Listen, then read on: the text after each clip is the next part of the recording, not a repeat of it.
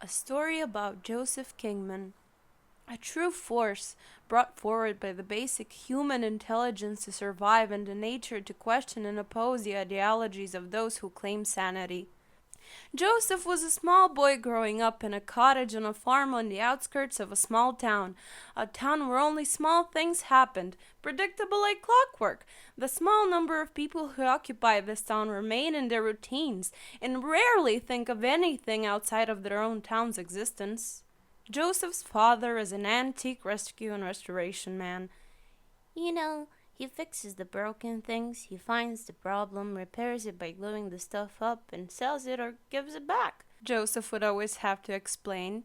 His mother liked baking pies, but never ate any of them. Sure do love the smell of those pies, princess. Joseph started imitating his father. The pies were always perfect, all sorts of flavors. Some loved and others loathed. For instance, lamb's brains gravy was always a winner. However, pumpkin surprise was always frightfully dreaded for its surprise. Collecting currants for dessert pie was one of Joseph's favorite jobs. He always ate as many as he could, collecting them. On arriving back to the house with the currants filled to the brim with the basket he carried, Joseph's mother would always thank him with a smile and giggle, saying, "Thank you, Count Dracula. I'm forever your humble servant." Joseph didn't learn about Count Dracula until later on in life, when he did finally realize the joke his mother had always insisted on repeating every time he collected the currants for the pie, the laughter's bellows and echoes of the punchline that long lived. As a child, the dark red and purple currant juice had been staining his lips and chin for days. Although Joseph had many animals on the farm, like cows and chickens and horses and the lone fox every now and then, none of them were ever pets. There were more animals than Joseph could care for alone. None of them were ever cared for like pets. They were all cared for as stock, work animals, breeding, for eating, so pets were almost foreign to Joseph. Joseph remembered in a trail of thought trying to explain a pet to his mother. A pet is one of those fluffy things, and you love, and you hug, and you kiss, and all that. I never had a pet, and then I guess I think I would like that. I'll call it Calvin, and it could lay on my bed at night. A trail of thought Joseph expressed to his mother. And by a twist of fate, Calvin came in. It does not matter of his origin story, nor it matters of his faith, as such as others long rested by the pine trees. There were many animals called pets in the years to come. Joseph did not want another one. A few months passed, and Joseph was asked to join his parents in the living room, where Joseph was informed that his mother was pregnant, and they would soon be celebrating the birth of a baby sister. A quick few months passed, and Quinn, blue eyes and white to the world. With her first birthday, another fluffy pet joined the family, but shortly after would meet its demise, buried under the pine trees and eaten by the earth, and will be gone, like those before and like those after. You see, it's not sinister, but those dogs, cats, mice, and guinea pigs have all met a natural demise by land and nature and water, and fever and natural disaster. None of them have lasted forever, ever. Dad, the perspex lid on a guinea pig's cage is really warm. It was in the sun all day and roasting out there, and I've had a quick look, but all I could see were fluff balls. Joseph later explained the fluff balls to his father. Well, they're gone. His father stated bluntly. Joseph built the stained memories of which each loved pet met its demise by natural causes and events. All of this had become humorous to Joseph. Joseph had a curiosity growing inside him and began contemplating the coincidental reflections that fueled the spontaneous deaths. Dad, Madison had 4 pups, and now I can only see 3. Where is the third?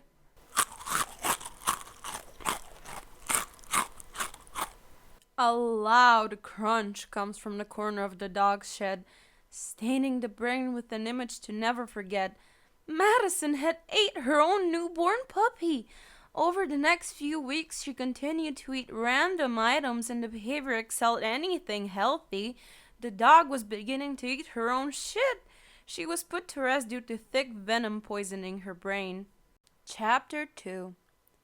Who are you? You are who? A gift is always welcomed when the gift is given by those admired, affirmed a bond, a connection, a timeless thought, imprinting a permanent moment of admiration. For Joseph, this was when his father invited him to the workshop, the barn full of antique furniture, half-repaired parts, stashed and stored like a jungle of puzzles waiting to be assembled, fixed, and put back together, restored for a second life, limbs of a table made to a chandelier now hanging from the roof and spinning on what was once a wagon wheel. His father led him to the workshop table, and on the table, an item, the item covered with a red cloth stained in pine oils. His father dramatically builds up anticipation ever so slowly, removing the cloth to reveal, through the reflective shimmering of the sunlight pouring through the window, Joseph's blurring eyes come clear, rubbing his eyes to make focus to see a lime green box reading the label Boston, and below 200 FM radio. The shiny silver knobs for tuning, wide range of station selection, the long-range antenna pulled to its tallest peak. Joseph was in a moment of shock, joy, and excitement. Joseph took a moment to thank his father and asked, "Father, is this an early gift for my birthday?" His father replied in a cracked voice,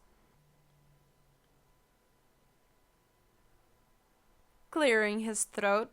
His father's brittle attempt at saying "I love you," but Joseph understood. Joseph's father continued to say, hugging Joseph from head to chest with a pat on the head. And now Joseph was set on his way, heading back to his room to power up his Boston 200 FM radio. He began tuning through the festivities of jazz music, tuning through and hearing for the first time classical guitar, violins, trumpets, voices of enlightened wonders. Unheard before, like spice, sounds flooded the ears with warmth, ruminating down the spine, meeting the sounds of bass on the floor as the frequency merged with his heartbeat. Adrenaline flooded the brain, a natural dopamine high, releasing the undeniable edge to dance when never danced before. Of all the new sounds to be heard, it was a voice that emerged from the tradition of static gestation, a voice that at first could be mistaken for a vibrant advertisement campaign meant for an audience of military personnel, a voice crisp, deep in sound, but with an upbeat tone that seemed positive and irritatingly likable. As he spoke with a classic edge, the words danced and rolled off the tongue, as if every word was premeditated and practiced to perfection. The voice in the radio was soon known to be Leroy Harvey, a professor of historical education and a hobbyist of herbal medicine. As the professor introduced himself through the radio, Joseph listened with content, and all other sounds faded away into the distance. Professor Leroy spoke of many adventures, tales of discovery, cures and ailments from foreign places and foreign lands where only the dearest men traveled. Joseph listened, dreaming of the same discoveries and adventures beyond a small farm in a small town. Learning and listening was his escape of all the admirations. It was Leroy's voice Joseph was listening to, admiring a sense of optimism in each phrase, growing, creating an image of a tall man, well-spoken in every word, neat facial hair and a top hat to match. To imagine a way he would move, to pronounce the sounds of each word with his body in the way Leroy would, to travel beyond the fragile town walls like Leroy would, to interact with the world presenting only as Leroy would.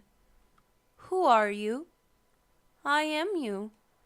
Joseph's desire to imitate grows intensely, practicing each word, each movement premeditated and presented upbeat, spinning a positive light into every word, every single gesture, even if the conversation was doom and gloom.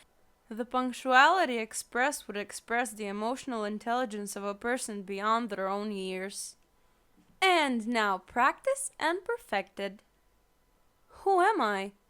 A personality that needed a name. This couldn't be Joseph. It's just not him. A new name for a new face, a name born from natural character. Pausing for a moment.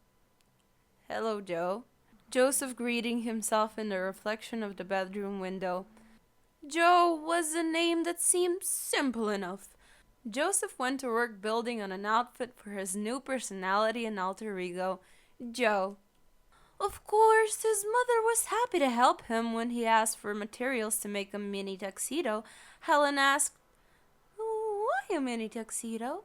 Joseph replies in a cool, calm voice, "So I could look good." Without further questions, Helen begins shaping and forming a mini tuxedo with a complementary vest.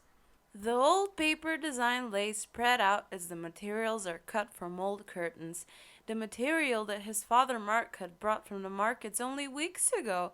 Helen, now donating to her son's expression, cuts and weaves and saws and shreds and reforms.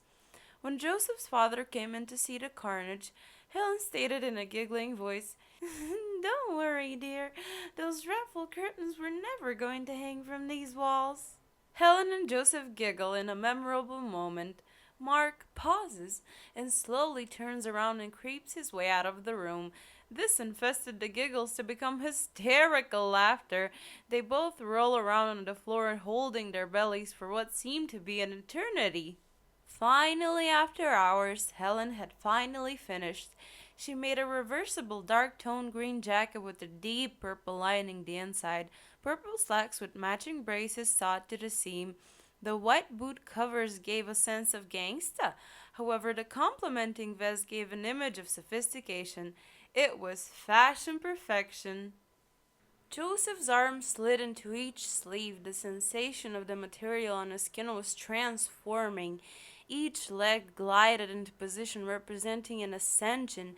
Each button closed confirmed the perfection of the outfit. Parading the awesome tuxedo his mother had made, Joseph made his way to the mirror that was fixed to the living room wall. Staring for a moment, with his head tilted, the reflection reminded him of himself, Joseph.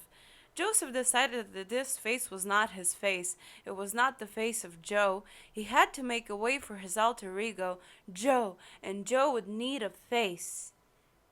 Being a supportive mother of four, Helen was happy to play along.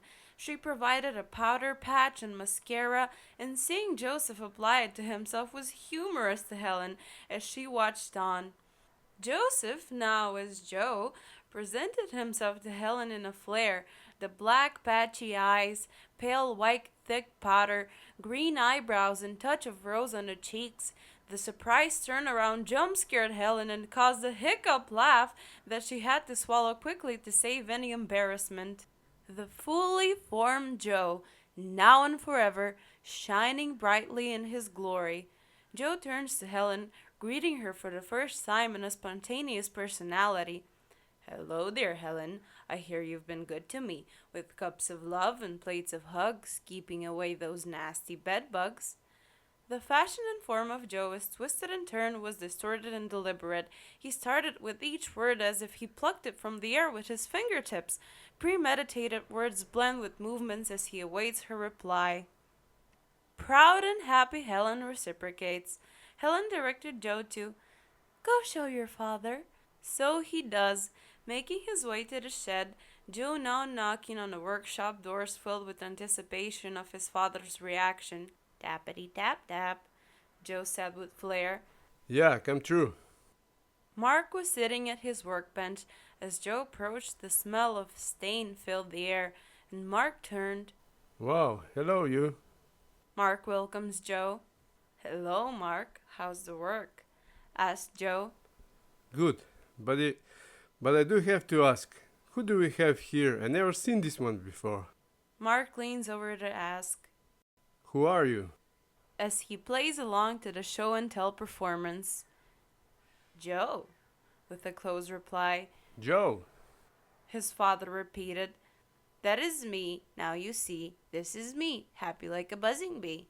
Joe expelled in a confined space of the workshop. Mark chuckled and asked if he could add to this perfect disaster, and turned to the workstation, grabbing a paintbrush from a tin of some sort, tapping off the excess residue. Mark, wanting to join in the fun, said, Happy hey, let's put a smile on that face. Joe excitedly agrees, placing one hand on Joe's head. Paintbrush runs ear to ear, as if being dubbed with enlightenment and independence by the sword. This statement created an outrageous smile that perfectly aligned with the egotistical values of the newly formed personality, now truly a kingman, a celebration of what was Joe's first initiation ceremony. The thick, oily brush gives a cold sensation as the liquid is smeared over the lips, feeling every bristle as it glides from one mouth edge to his outer cheekbone and coming back again, covering both sides with an oily black paint. Now, who are you? Mark asks Joe. Joe, he replies. Mark corrects Joe, saying, You're Joe Kingman. Joe Kingman, rippled and repeated. Joe Kingman, Joe Kingman, Joe Kingman, Joe Kingman, the name Joe Kingman resonating, repeating throughout space and time forever. For the name Joe Kingman is a name that will change a future, creating a culture and drive freedom and revolution to the limits, a legacy unchallenged and unforgiving, idealized and memorable moments to be obsessed by all his people and feared by those who oppose the obsession. Joe had worn his tuxedo and matching accessories for 3 days straight, and was advised by Helen to wash and change. This turned into a demand, and the demand must be performed immediately. Joseph had returned. In the following days, Joseph dreamed of being Joe Kingman again.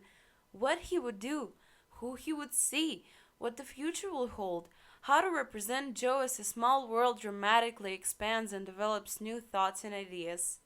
How nature will develop the demand of natural selection and sacrifice, how to survive, to become consciously evolving and live free as nature wants us to be.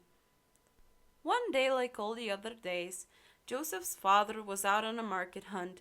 Turning his trade as he often said, his mother was preoccupied with the twins, Nadine and Dominic. Joseph thought this to be the perfect time to visit Joe Kingman. Visit was the term that came to be known for the changeover in the institutions Joseph would reside in for years to come.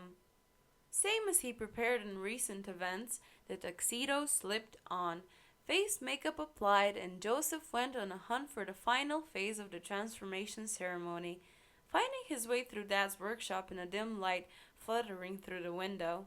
Finally finding the paintbrush as he used before, smearing the oily residue from inner mouth edge to the outer cheekbone, the oily residue painted a smile from cheek to cheek. Joe paused, stepped forward into the light. The oil instantly began burning, blistering, and bubbling. It was not oil. He had not seen what his father applied previously and assumed it was the same substance. However, regrettably, it was not. It was a chemical called euphonic acid, a powerful and effective paint stripper. Joe's face burnt like fire. The acid fizzling, squalls of pain bellow out, the stretching of the skin breaking and detaching as if melting to the bone on both sides of his face. The expression of horror fills every cell, pumping hot blood throughout the nervous system. A permanent smile had found its way to Joe's face. In a state of panic, he tried scratching and rubbing his face with his fingers, trying to rub away the intoxicating pain of acid. The acid spreads to his fingertips, melting away the top layers of flesh. With one last breath, Joe screamed out in tormented pain. The acid blistered and bubbled, exposing raw flesh from inner mouth edge to the outer cheek as he screamed. The cracked trails of white and black makeup seeped into chemical compounds that leaked down the edges into the exposed flesh, now permanently embedded. Mixing with pre-applications of the powder foundation, the color seeped into the carnage and damaged the tissue and raw flesh. This would be the final phase that is buried into the minds of millions and feeds on the souls infested with fear. Helen, hearing the cries, ran into the workshop, knocking shelves, slumbering over bits and pieces, leaping forward in a race to get to her son laying on the floor, coming closer and seeing carnage. Helen felt faint after screaming in shock, falling to the floor, and her arms knocked the table, causing everything to fall in all directions, tipping the very same acid tin over. The entire tin spilling over the bench. The liquid moves like lava, making its way to the edge of the bench, just above where Helen lay. The acid dribbled off the bench, landing next to Helen's face on the floor, the acid splashing. The fiery liquid sprayed the side of Helen's face in a violent mass, hitting her ear, melting away flesh, hair, half of Helen's face mutated, blistering, with gestating pain, the acid making its way through the inner ear, the blood cells flushing the spread of the acid, scorching the brain, burning fundamental fragments of humanity from Helen's fragile mind.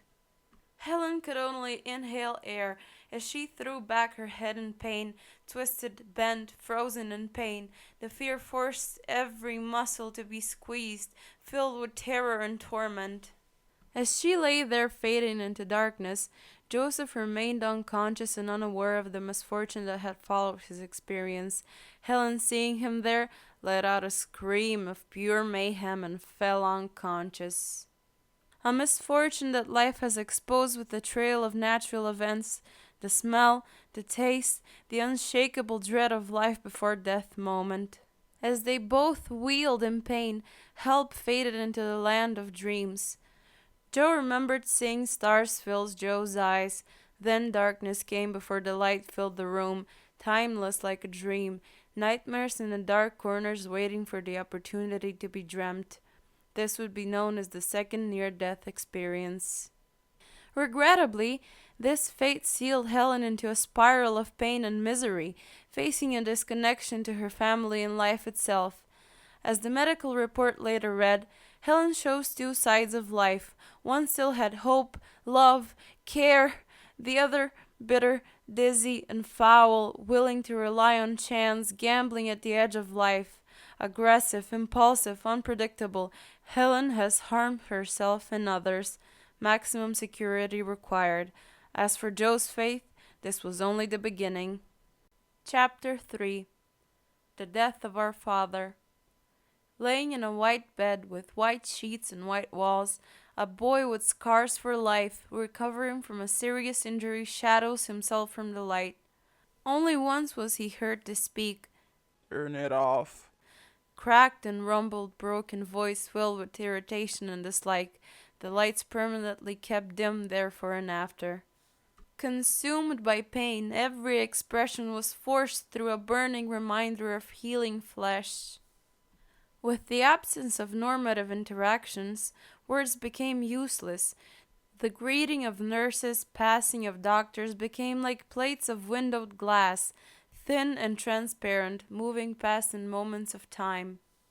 When needing treatment, Joe learned to look past the reflective mirrors, learning what was enough communication, to seek what he required. If thirsty, needing water, he learned to smack his lips till those listening would be enough to meet his needs. When desired to be clean, he learned a small struggle with his clothing was enough to meet desires. This learning continued. Joe wondered why speaking and speech and talking was so relative to human nature and the interpretation of communication between each other in such a way. Joe had many questions, but this question was a fire burning for enlightening. Why are humans the only species to talk? Why are they gifted with the lines, the love, the laughter, the stories passed from father to son? Why humans and no other species? For the first time, Joe in a long heard another child's voice. The voice of a child is matched with footsteps, the footsteps fast and running. The door bursts open and quickly closes as the child is heard hiding behind from the corner chair. In the dim light, only shadows can be seen as Joe woke up in a shock to ask, Who's there? What? Who's there? It's Joseph, silly. Too much sleeping has made your brain all mushy, the voice replied. The human race is at the height of evolution. It has worked its way across the globe, spreading periodically in time, evolving, changing, coming to a climax. But evolution only allows one winner, so the humans will war. These wars are consumer souls of many, and for ages the battle will continue until there is only one race, one human, one being. Joseph giving his answer to the previous question of humanity. I see. Joe exclaimed in his exhaling breath. Ready to reply, excited for conversation, Joe raises the light a little to see a face that has come to visit. A first visit. Raising the light, Joe asks. Joseph, that's a nice name. Joe felt some ease and a moment of connection distracting the pain from his face. The nurse stumbled in surprise. Hey, Spike, did you know he could do that? She asked her colleagues close by. No, I never heard. Who was he speaking to? Joe looked at a chair to continue the conversation. Seeing nothing but an empty chair, there was no boy there. The nurse acted as if there never was. She looks to Joe and asks, Are you okay over there? Joe scoffed in despair and rolled and curled in a ball in his white bed with white sheets. Tears of loneliness filled his eyes, and as they fell onto the sheets it turned from white to red. Through the damaged tissue of the nasal passage and scalded tear ducts watered down tears of blood and wiped away with his white sleeve. Seeing the stains, Finally, some color. Joe proclaimed. The nurses reported this event to the forwarding doctor and also made claims about the client's behavior. A man with glasses and a clipboard walks into the darkened room looking all puffed up and powerful. Why is the light so dim, son? The man asked without a reply. Joseph Kingman, he stated. With a cracked and broken voice, a dry smack of the lips, Joe leans forward making a shadow through the light. Joe asked, Well, which one are you, my father or Joseph? the voice in pain but with an upbeat tone. I'm Dr. Kent. The doctor introducing himself with hand to chest. Is that so? Nurse! The nurse came rushing to the bedside. What's the matter? She asked. I think one of the patients has escaped and found their way into my bedroom. Joe stated to the nurse. Why would you think that, mister? She asks. Well, you see the fellow standing there with hand to chest. He called me son. Then he said his name was Joseph. Now he's claiming to be a doctor. Joe expelled calmly to the nurse. Well, this is the most I've heard you talk, mister. The fellow there, well, he is your doctor, and yes, he is a doctor. He's a neurophyllogenic rehabilitation psychologist, she explained. The doctor and Joe talked for some time, but nothing focused, nothing deep or outrageous. A conversation, a first in a long time, but like many others, mundane and medically focused, until Kent's questions went more in depth about family members and bloodlines. Kent avoided questions from Joe about the outside world. Days lost evidence of change as months joined years and years begun to blend. Information, vital information. Kent gathering as much as information about the young man to begin the first stage of experimental treatment. Kent's dreams up a reality of his long thought out plan, perfected on paper. Blood samples, vials of eliminating green liquid are ready to implement. A well thought out plan perfected by madness to transform a young man into an unseen force of darkness goes unnoticed as Kent is driven by obsession to heal his son. A young boy grows into a young man, taller, thinner, lankier, and slinky-like. A face unseen hides behind the bandages, left with fragments of memories of a life that existed so many years ago. A plotted plan. Over years he perfected the implementation of the experiment on this young man. Joe, a passenger of chaos, observed, learned, and obtained information just as Kent did. Dr. Kent's treatments began pretty rough. It was a punishment for thousands of sins before they were made. But the interaction was learned as love in time. Joe welcomed a friend called Pain. A routine date, falling in love to an emotional pain, physical treatment of drugs and wires became addictive. Longed for, more of the same, it seemed insane. It is all meant to be. Who really knew this place what it meant to be? Sane insanity forced into fire. Every week, it's a relationship. Honeymoon period, baby. Joe said excitably as he made his way towards Kent's treatment facility once again. Showing the cracks of insanities, Joe's mind grows dark, with no light to view and escape. Love what you have or die alone. As the good doctor simply described during most sessions, the electrobinary formulated into waves matching the human brain waves to induce a healing process, pulsated around the body with blood being the conductor sparking the cells to regenerate. The treatment was turning Joe's skin pale, drawing blood from his cells to fuel the rage through the body, the rage pulsating, activating each cell with adrenaline and electricity. The humming of the electric pulse resonating through each cell bone, each vein, violent vibrations burned to confusion of euphoria and tormented flesh. Throughout the session, Joe remained silent. No strain or struggle. Joe just grinned within the bandages, laughing replaced screams of pain, as if time stood still, the stress on his body and bleach of the chemicals finally turning his hair pale gray and fading white.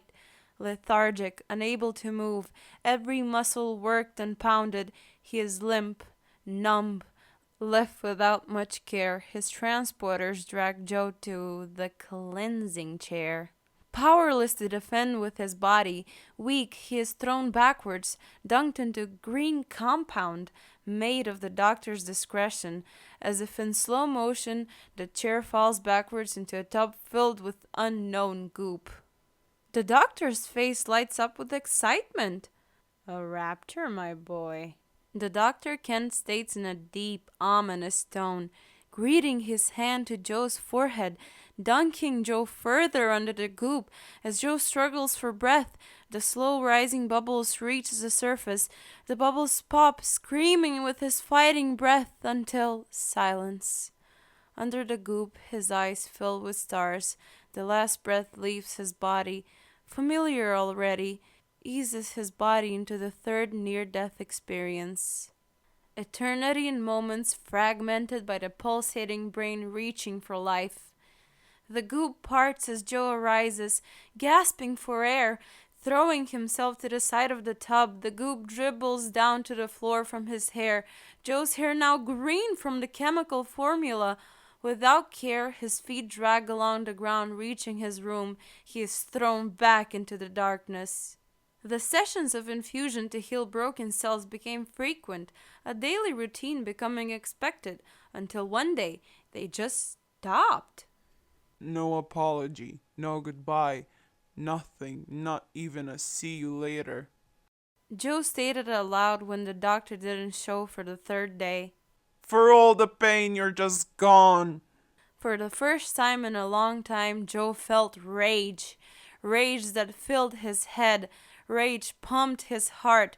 Rage filling his body. Rage. The room was ripped apart. Joe's red tears feed color to the walls. Rage! Rage! Hours passed like minutes. It wasn't until the sun arose from the night Joe was calm enough to sit still, doing so for days after, still catatonic. Weeks passed. Joe overhears one of the nurses talking to the other while changing the beds. "Didn't you hear what happened with Dr. Kent?" "No, I didn't," the other nurse replied. "Well, he was at the theater with his missus and two little boys. There was 3 fellas that broke in out the back alley. They shot him and his wife dead, cutting them down in a botched robbery. Both parents killed in front of their little ones." "Well, really? What else do you know?" the nurse asked the other. "Well, the Kent family came out right into the mix of it. Just then the crooks ran out of the back door of the jewelry shop and pop, pop, pop, They said the little ones, Clark and Bruce, were shot as well, but the robber was knocked down by another and fumbled before running off. Poor little ones, probably off to an orphanage. I don't know how Bruce will go. He only just had a surprise recovery from some mysterious disorder where he could not walk. He is still on crutches and he's barely able, the nurse expressed. Joe stood up in shock, powerless for revenge, powerless to express the pain and the rage. Joe did not feel loss, no grief, no turmoil. Rage, just rage, undirected, internal rage. Joe makes his way slowly to the chair wedged into the corner of the room, sitting in darkness. Days pass, weeks even. Who really knows? Lost, peering through the shadows, lurking on the darkest edges of the mind's ability. On a day like all other days, the door opens in a flood of burning light. Joseph? A petite voice questions. As the light eases on his eyes, Quinn's face comes to focus. Quinn? My darling? How's Helen and the twins? Oh, and what about Mark? Probably gloom and doom, I suppose. Joe asked with spaced out questioning, drawn between breaths, his voice deep and crackling with each word, painful when spoken.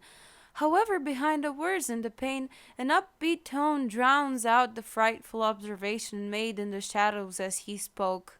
Your Boston radio brother! Quinn explained with hope of excitement. What? No hug?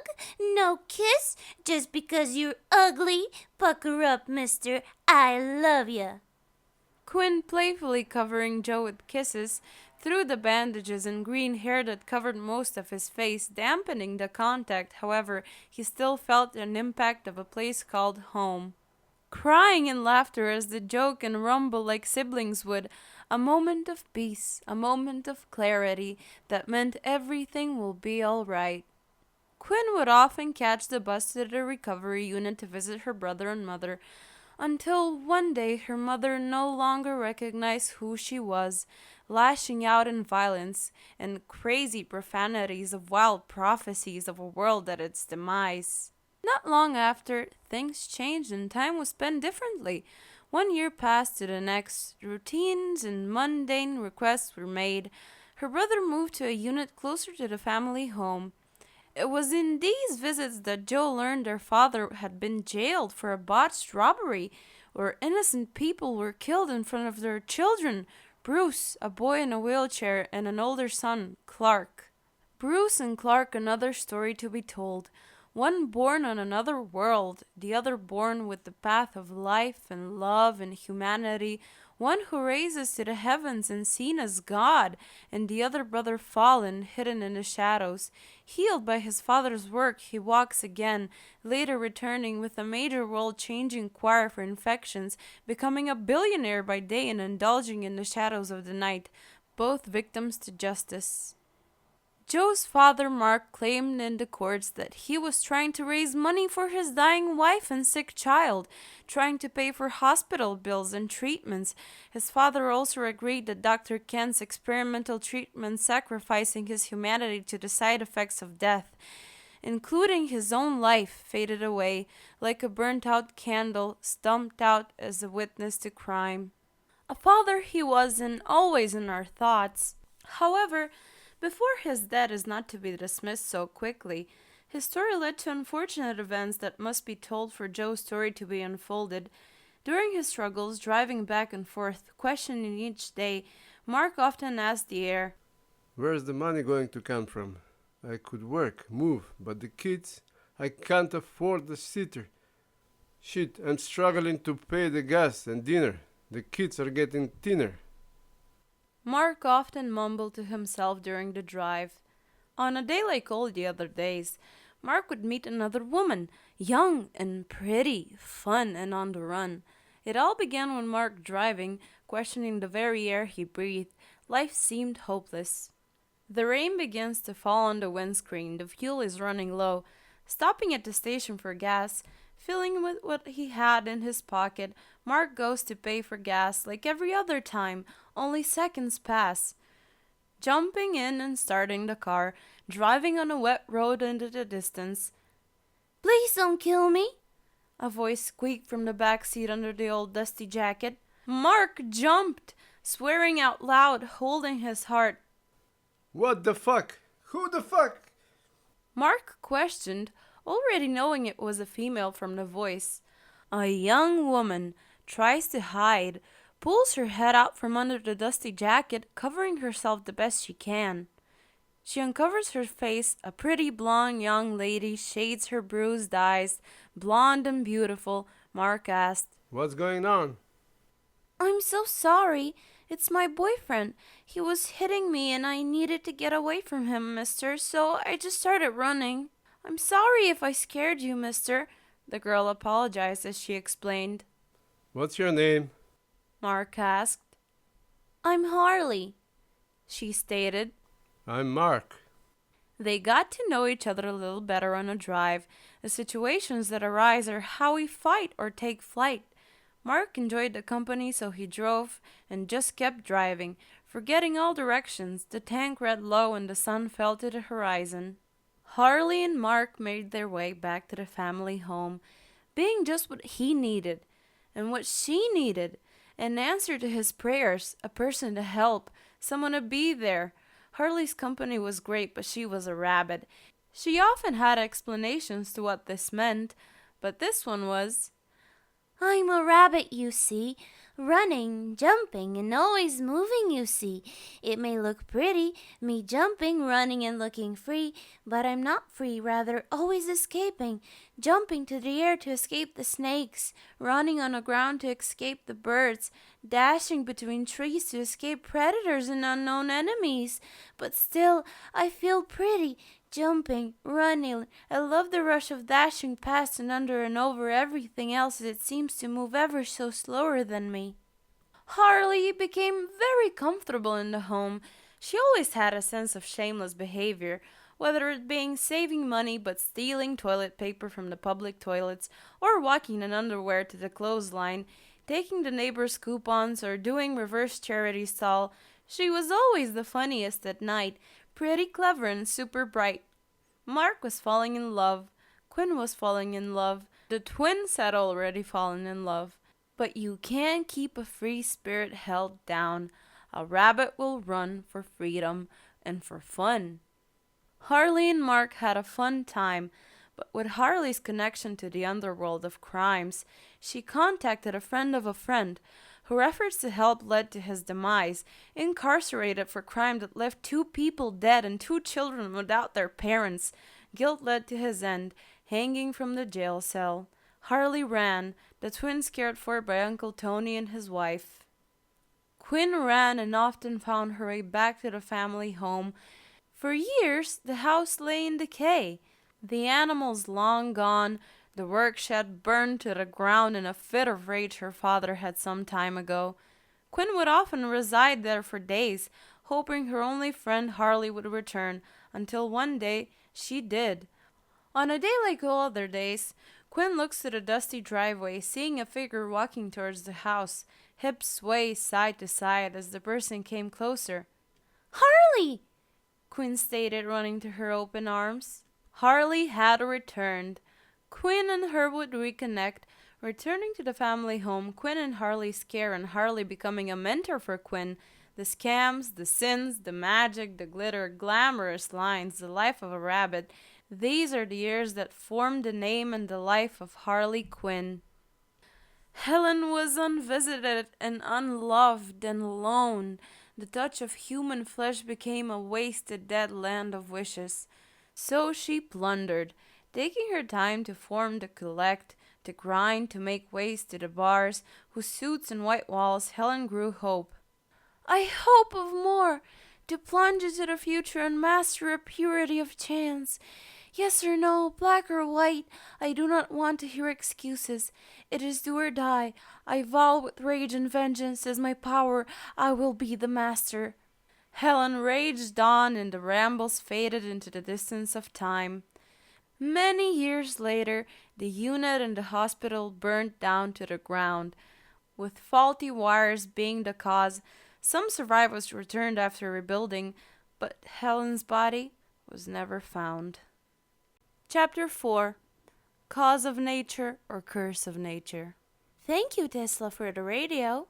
The Rat Utopia experiment, delivered on live radio, reports coming in weekly, with scientist interviews and extended documentary coverage narrated by Professor Leroy Harvey as he presents Rat Utopia and the Behavioral Sink.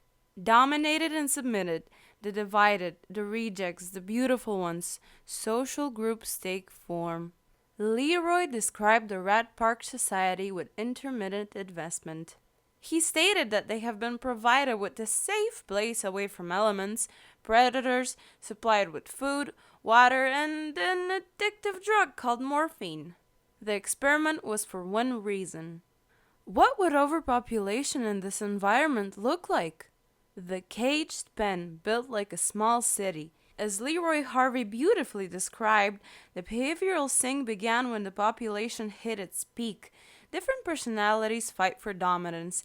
Social placement is enforced. Lessons learned well by Joe, who grew his own impressions of human society from very relevant words that simulate evolution or demise. Among all the chaos and anarchy, the social conformity and domination, there remained one type of rat that was unfazed by petty greed and placement of the order.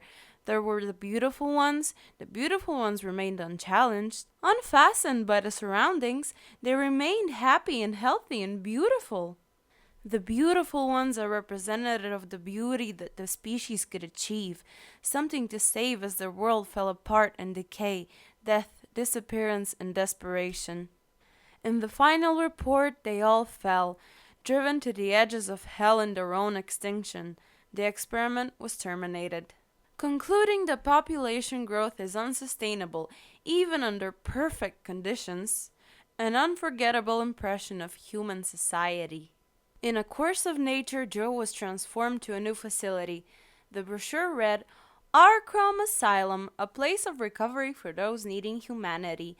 With daily activities to make learning fun, our clients learn skills, long-term skills to carry them on once they leave our doors to continue into a brave new world of the beyond. Joe reads in a whisper as he travels on a transportation bus. A voice from over his shoulder quells. It's all bullshit, you know? Death, all fucking bastards and death. This shit is nuts. This place is for crazy people. This shit is insane. Slave labor and torture. If you don't conform or if you complain, they pull out your teeth and they claim your violent behavior of insanity is a danger to other people. They'll lock you up and throw away the key, bro. You know you never be seen again, dear cuz. The man's voice said frightfully in a strange unknown accent. Joe had never heard the accent before, not even through his Boston radio. I'm sure it will be fine. Joe replied calmly to the frightened voice coming from the seat behind him. The voice behind Joe asked, Shit, man, what happened to you? questioning the bandages that covered Joe's face. Turning to answer, Joe sees a man with darkened skin, like he had been in the sun and tanned instead of burning, his wide brown eyes staring, his large lips protruding from his face, his tight black locks hair bounced with the bumps of the road. Joe had never seen a man with this skin color before. Coming from a small town with small-minded people, the town never had visitors. Joe only had a radio to imagine what the outside world looks like. Curious Joe in question replied, Tell me what happened to you. What, fellow? What you asking? He replied, Why so dark? Was it too much sun? What there, fella? You never seen a black fella before, huh? A black fella like me, with me beautiful brown skin, me beautiful brown eyes, me brown curly hair and perfect white teeth. The dark man asked. Joe replies, No, never. Well, mate, okay then. I'm Barry, black fella, an Ambrosianal from down under. I'm the only me but my mob down there. They expecting me home, but I'm going the wrong direction. Joe asked many questions after the introduction, Barry forgetting his question about the cloth that masked Joe's face. Over the first few days, they became closer and more like friends, sharing stories over meals in the mess hall. Joe learned about Barry's heritage, how his people come from the stars, and how they lived as one with the land and nature.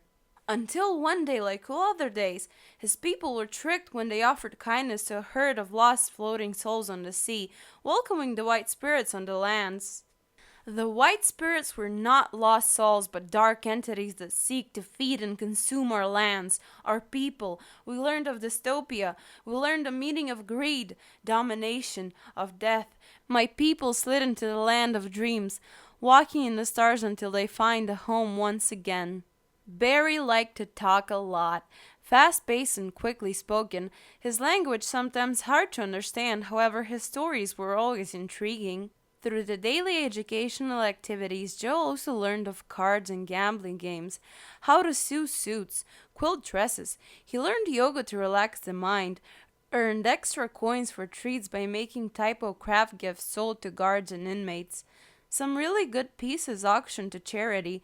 Joe learned to clean, and cleaning as cleanliness is godliness, a job he perfected.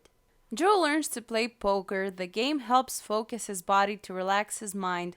Over time, Joe met many faces, people whom had lost the frame of mind, people caught in a loop of time, some of them only climbing the plead of insanity for a lesser punishment for the crimes they committed. Worst of them, a man called James Bain. During Joe's interactions with his new friend, Barry told his origin story and explained how he is really crazy, concluding that he must be because he believes what happened to be true. He felt it, he's seen it with his own eyes, he smelt it, he tasted it on his tongue. His world had changed like the first rising sun. Unbelievably true. But what happened has no proof, no evidence. It can't be repeated. A story so outrageous it's laughable. But still, Barry believes it to be true, landing him in this crazy zoo. Chapter 5. Strange New Friends. A wildlife ranger stuck in a storm. Time forced into a flash. Barry Allen, reborn. You wouldn't believe it, brother. I'm a qualified wildlife bush ranger. I'll do in my normal routine. A storm rises, gathers above. Lightning crashes, fucking boom, boom, boom. I was shitting myself. I ran to the Jeep, thinking get out of there, fuck me. Foot to the floor, boom, boom, boom. The sound shakes the Jeep. The rain falls, falling heavy. The large droplets cover the windscreen and the wipers come on. Oh shit! Boom, boom, boom! What the fuck is getting closer? Boom, boom, boom! Then fuck me from nowhere!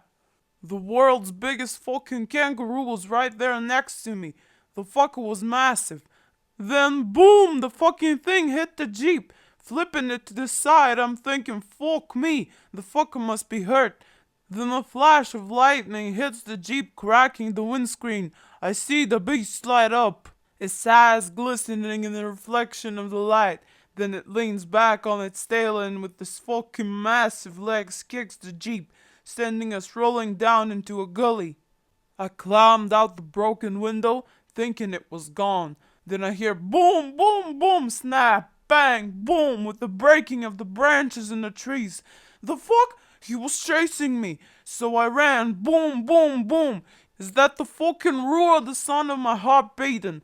So I'm running through the gully and down the muddy and bloody hill. At the bottom, it opened to a water hole, so I didn't even think, I just jumped.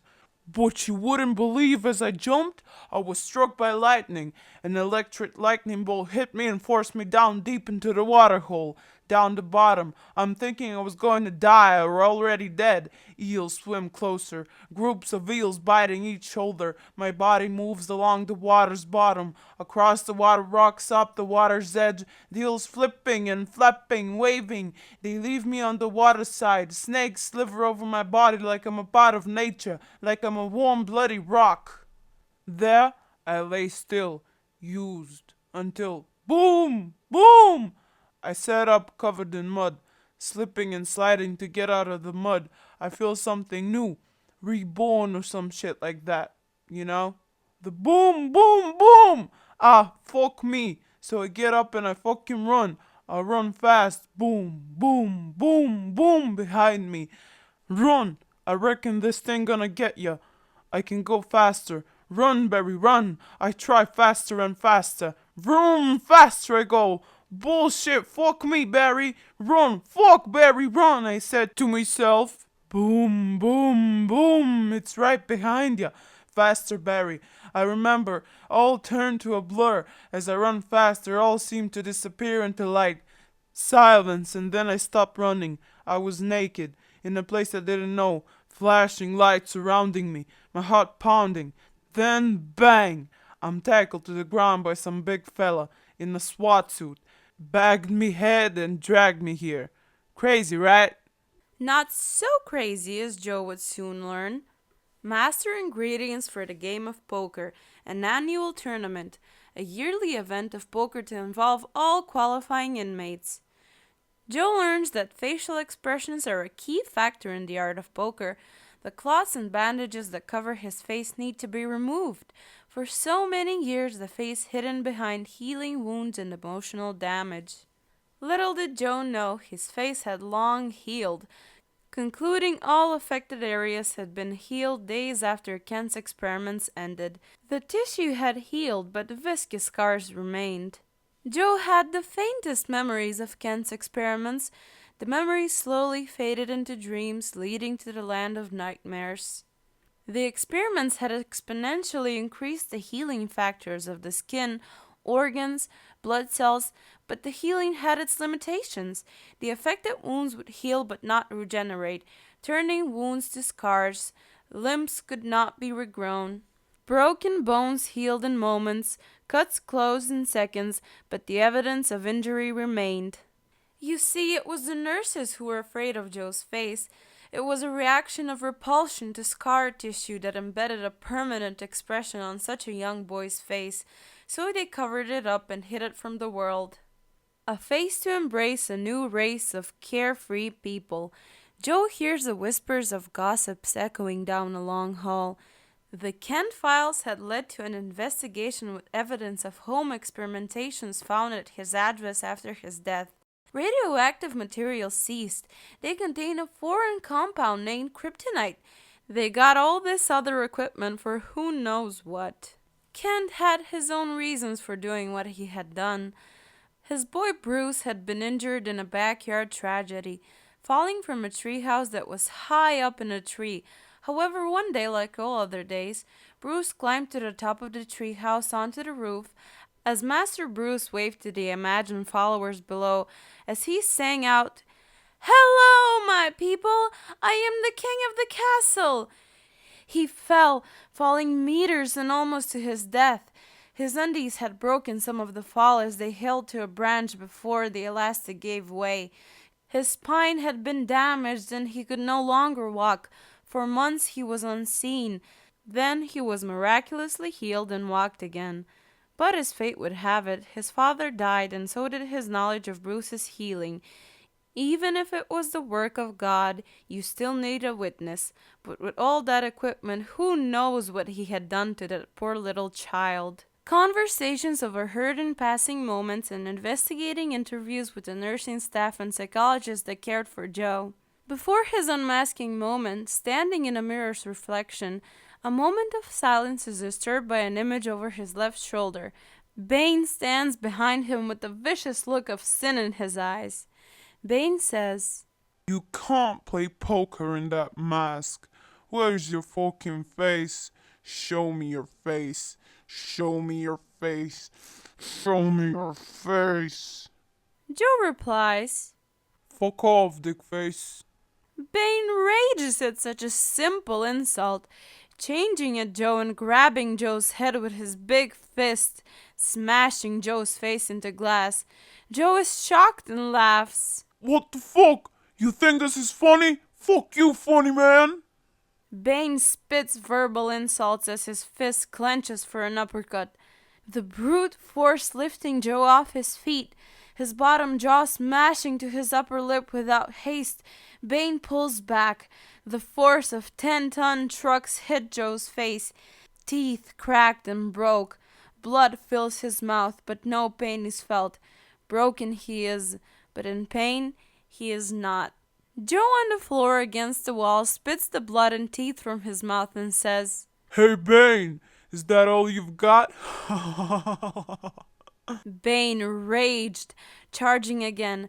Joe from the floor kicks up into Bane's face, sending him off balance and into a wall. Joe laughs like a hunter concerning prey. Joe jumps onto Bane's chest like a raging bull for riding. Joe then grabs him by the head with both hands on each side, then lowers his face to Bane's without hesitation. Joe bites into Bane's nose, gripping with his jagged, broken teeth. Bane squeals in pain as his nose is being torn from his face. With nothing to grab, Bane holds the blood-filled cloth that bandages Joe's face. Bane's squeals reminds Joe of his hometown Banshee. Making direct eye contact with Joe for the first time, the green of his eyes illuminate, hypnotic.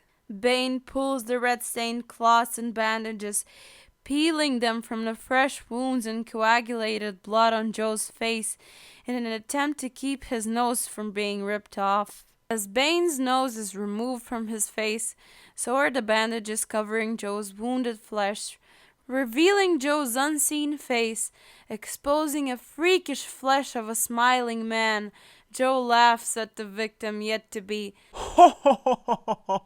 A rat looking for dominance? I see. Well, swell. Let's peel his face like a potato and open up his brain like a tuna top. I want to see his face on my wall. I want to know what makes this rat think he is a man. Joe exclaimed while using Bane's nose like a cigar. While he spoke, Bane's blood dribbles down his hand and stains of blood cover his scarred lips like cherries. Joe laughs and parades around Bane. Bane screams out, "You're fucking crazy, freak! Crazy, fucking crazy, freak! My nose! My fucking nose!" Joe turns around and says, "Really? Who would have a nose? Don't think anyone would nose out."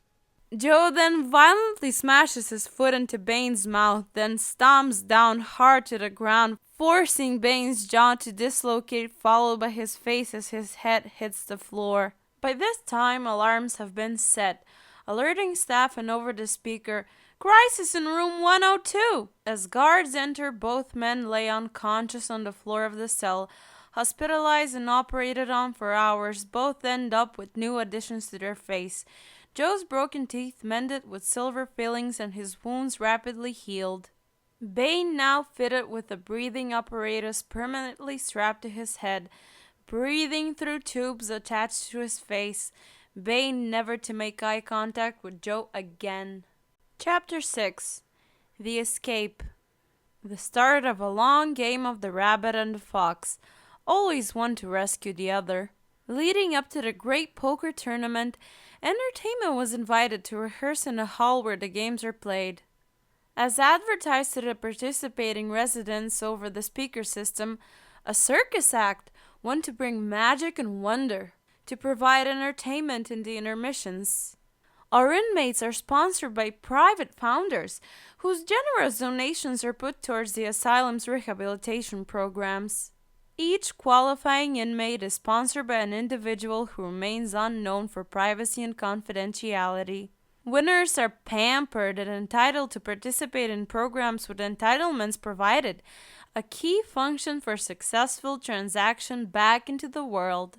Making qualification rounds, Joe began making his self-tailored suit, perfect in every way, extra pockets to stash the halftime intermission snacks, the delicious sweets. Between electroshock therapy, setting up foundations for a party and cleaning ceilings, a woman practiced on stage almost constantly. In costume and makeup, she seemed familiar. From the hugging hoops she sang, from hoops to silks like jungle vines, then disappearing in the red curtain's shadow.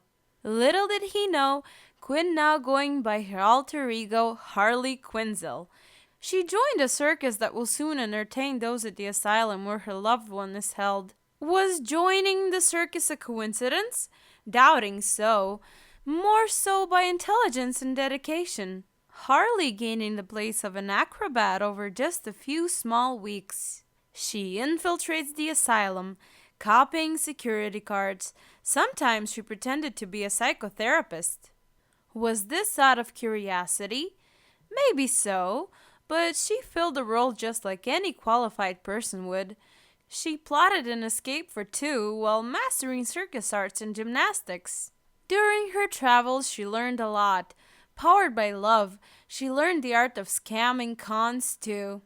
You do what you have to do to survive, because life is for the living. Quinn would use these words often, almost like a catchphrase. During a night like all other nights, Joe is woken in the darkness by giggling through his open unlocked door. He walked to the open door to a long corridor. A whisper of laughter echoes down the cold draught hall. The sound of a bell bounces around the walls.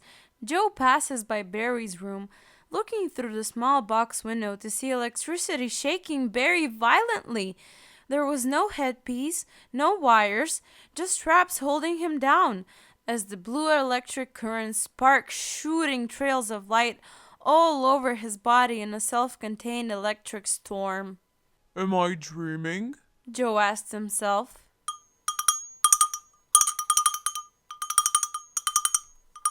The sounds of a bell draws him closer through the silence of the walkway. A calling is heard. This way, silly! Quickly, before you get caught! A female voice can be heard in the darkness. Joe is quickly pulled sideways into the cleaner's closet. A familiar voice explained, I have a plan. Just follow my lead. When it's time, I'll give you a sign, okay? Joe, surprised and stunned, asks, Am I dreaming? What's happening? She replies, Oh, my dear, what have they done? You're all drugged up and not having fun. Wake up, silly. You've slept for too long. I love this ugly face. We will escape. Now go back to your room. Remember to stay off the meds, Mr. J, and wait for my signal. Joe makes his way back to his room to fall back asleep and is remembered as a dream. In an unseen room with unseen people, unheard by others, a conversation is held. I heard the disappearing act in the last intermission was an act to surely impress, as they picked someone at random and bring them on stage and vroom, they're gone. One of the private founders exclaimed from high in the witness box, placing wedges of notes for wages of millions on each game, others on winners and foldouts, who advances and who loses out. Like a horse in a race rally, at the end there is only one first place. Live gambling at its greediest. Working his way through the ranks, Joe working with the cleaner heads and taking the dreamlike advice from a voice in the night to stay off the meds. The excitement builds in the final rounds. Feeling clever in his suit, Joe stood tall. With his permanent smile, dark circles hide his eyes that gloom from under the brow, and neatly groomed green hair. An individual indeed. The backings got bigger and the wages grew higher. The founders dribble as they chase the winner sensation. Watching from a round table in the Skyview station, the founders overview through a mirrored glass and display screens.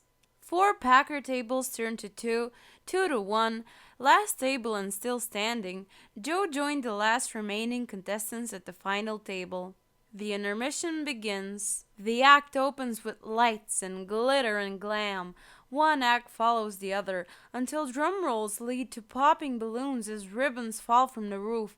The spotlight circles the room 3 times before landing on Joe. It's you, a sign from above, a magical journey beginning for you. The announcer stages. The confetti fell in all colors. Like a rainbow of snow, they slowly fall to the floor. The announcer introduced the next and final act as Joe makes his way to the stage. Ladies and gentlemen, never tried before, we will send this young man into the vacuum zone. a zone free of time, free of confined space, a world hidden within our own, a place of the unknown. Surprise! You're lucky chosen one, chosen for the disappearance act by the beautiful Harley Quinzel. In the magic box Joe went, alakazee, alakazam, bam! Waving his hands through the puff of smoke, opening the box to see, the man disappeared into thin air. Checking the box, he's here and he's there and he is everywhere, the man states as the crowd is mystified in wonder. Ooh! Ah! And whispers break out. Now let's bring him back, shall we? Just need to close it again and say the magic words. Alakazee, alakazam, we see the young man again. Ta-da! He said to finish his act, but he opens an empty box. Wait, will we try again? He says as they all laugh. Closing the doors. Alakazam, alakazam, alakazam! Waving his hands across the box. Now I will open it again and see the young man. The box remained empty. Panic breaks out on stage. Whispers trickle through the audience, who think it's still a part of the show.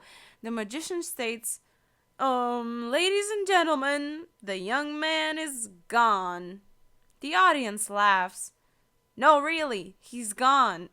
It's not a part of the act. He is gone. As the man searches the magic box, feeling around with his hands. I don't understand, he mutters to himself. Security bells sound. Staff frantic. A surge breaks out. The founders start to pack their money and hide their suits in a panicked rush. Cracking sounds come from the ceiling. Two people come crashing through the roof. Harley Quinzel and Mr. Joe Kingman fall onto the table where the founders held their gambling funds. A mountain of money crashes, breaking their fall. Smash, bang, boom! The facility in lockdown. The founders ran for the exit to no escape. Holy fuck, Mr. J! Look at all this cash! Grab what you can and burn the rest, Joe stated. As the founders stood in terror watching bags of millions walking out the door, Harley Quinn with an exit plan led the way through a vent on the side wall, leaving behind them a wall of flames that crawled over all, consuming the building. Only a few, including Barry, made it out alive. A great escape, the rise of the most powerful couple to go against the law, one to rescue the other, the rabbit and the fox, prince and princess of crime, layer by layer becoming Joe Kingman. A short fan fiction story written by Dylan Brassington, edited by Bianca Elmire, read by Maria Stoyanovska.